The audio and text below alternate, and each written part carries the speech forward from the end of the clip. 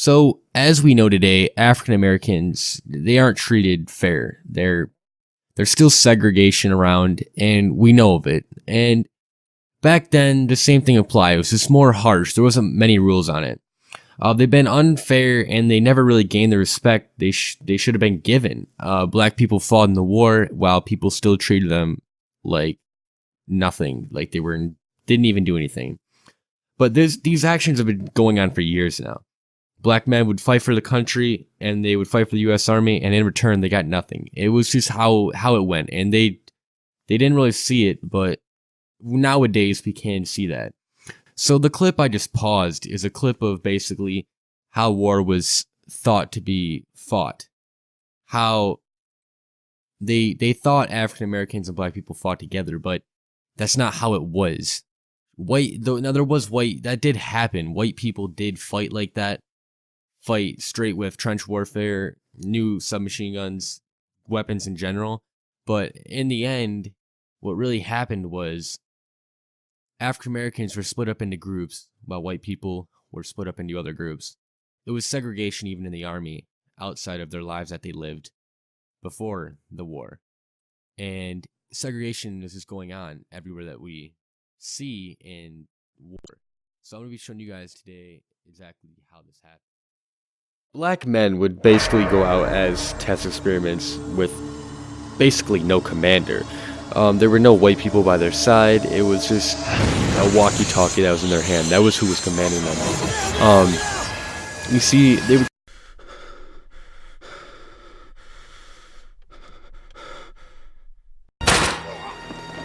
kind of use black soldiers, African American soldiers, as kind of like a shield. They would go first. The African Americans would go first in a battle, and they would scout the area. And usually the end result was they die, because when you only have a group of 10 people going out to see if it's safe, it's not going to end up well if it is not safe. And the thing is not only did they not have any commanders, but there was not one single white person by their side. It was an all-black military that went out there, or a group of people, and there were no white people out there. It was just all African Americans, and that's where we saw segregation start to happen in World War I. For a nation that doesn't want you, a nation that treats you like a slave. Did I say slave? American white man is raping your wives and daughters. Jody is busy right now in your bedroom with your wife, your daughters, even your sons.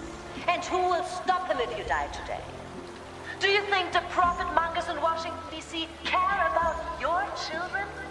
They're not thinking of your children. They're home right now. Do you see any white soldiers in the river next to you? Are they sending any white soldiers to die with you today? Steady, y'all. Of course not. Adolf Hitler. Spreading that nonsense. Don't believe a word of that. Lying thinks we monkeys, apes, baboons, subhuman. Show them who we are, Train. Think of your poor. America was unstable and full of hatred for these people, but yet African Americans still fought in the war. But the question is why? Why would they fight in a war? Why would they fight in a war to help a country that has given you so much pain, so much hate, and treats you like a slave? Treats you as if your life does not matter, nor does it need to help protect our people. Now you can picture an idea of what an African American soldier has gone through, but African Americans saw this as a chance to get respect from the whites and be treated more fairly. It made sense. Fight for the country and serve to protect for all. Now you would think this would grant them their wish, but no, it did not. There was struggle for African Americans to enter the U.S. Army, as many were turned down and pushed away from the military service. So for trying to help and protect our citizens of the United States, African Americans were unbalanced and set aside. But yet there was still some black men that were able to find ways to contribute and get into the military. The men that turned down the data, the men that grabbed the data and contributed and collected all these information were known as department planners. The main purpose of their job was to keep track of how many soldiers were in the army and who was selected for what upcoming war. But America was short of men. The members to defeat their enemy could not stand their enemy's force. So May 18th, Congress passes the Selective Service Act, an act in which all male citizens above the age of 21 through 31 are registered for an upcoming draft. This was a great hope and opportunity for black men to show that they can make a change and have white men give them respect. But before the act, it was very difficult to get a role in military service. But still, when the draft boards were posted, when blacks looked on it, there were far more white people on the draft than there were black people. And this angered them and showed that there was segregation. It was a devastation, but it wasn't surprising. Again, they were pushed away. But now that the draft selected some African Americans, but nearly not as much as whites, World War I has started. And the U.S. has divided black soldiers into divisions. Now, the first two were the 24th and the 25th Infantry Regiment.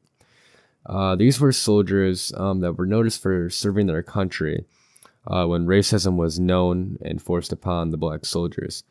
When the black troops were sometimes known as second class, this is a segregation term, more than 350,000 African Americans had served in these units, mostly as support troops. But late 1917, the department creates the 93rd Infantry and also a division of the 92nd Infantry. And the 93rd Division, it was a huge group of all black soldiers that was mainly meant for manual labor and basically support camps at battle. The division was later transferred to American allies known as the French African Americans, were known as the French, and the African Americans were treated fairly at the French camps as they ate with the white men and used French guns and contributed the same as everyone else. To the blacks, this was surprising, seeing white people that basically said, "Here, come eat with us, let's shake hands." It was new to them. It was a whole new perspective of the war for this group of people. But they were known as their uniforms had a French-style blue-tinted helmet on, and they were known as the Adrian helmet. The 93rd Division patch became basically known as the Blue Helmet Division. But let's take a step back to the 92nd Division. It was the opposite and even worse. With an average of basically 15,000 African-American soldiers, the division was fighting for the U.S. Army under U.S. commanders. So different from the 93rd, it was fighting for the U.S., not for France, or under France commanders. Here, the 92nd Division was organized October 1917 at Camp Funston, Kansas, and included black soldiers from across the United States. Black soldiers were used as experiments. If a place in a battle was unheard of and needed to be checked out before soldiers could pursue, commanders would send the Buffalo Soldiers to investigate that area. The Buffalo Soldiers were a type of group of soldiers that were set out, and there was an all-black group of soldiers. It was all African Americans, and they usually were killed in battle, and lots died. You could call them guinea pigs because they tested the area out before anybody could know. They were a force field, a guide, and this was a plan in which African Americans were usually dead. This was their idea of helping protecting the whites.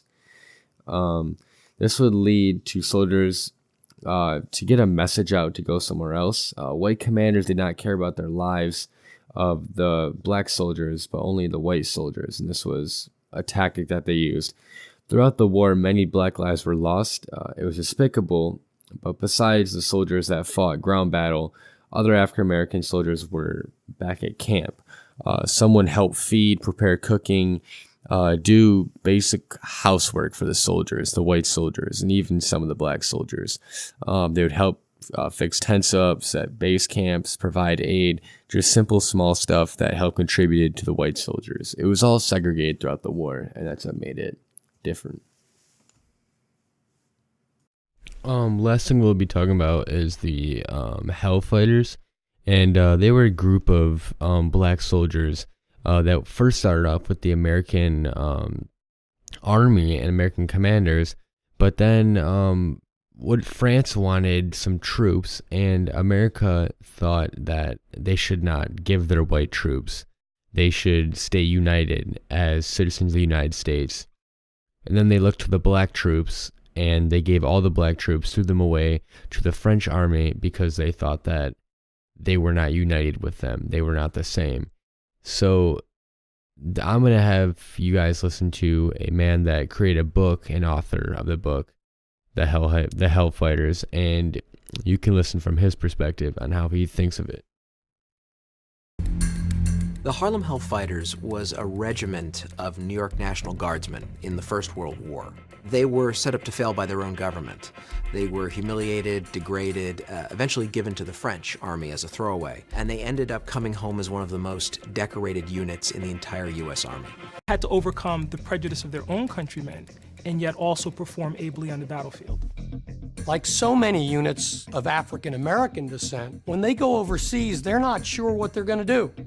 Are they going to fight as infantry, or are they going to be stevedores and load ships? Or are they going to be labor units and cut wood?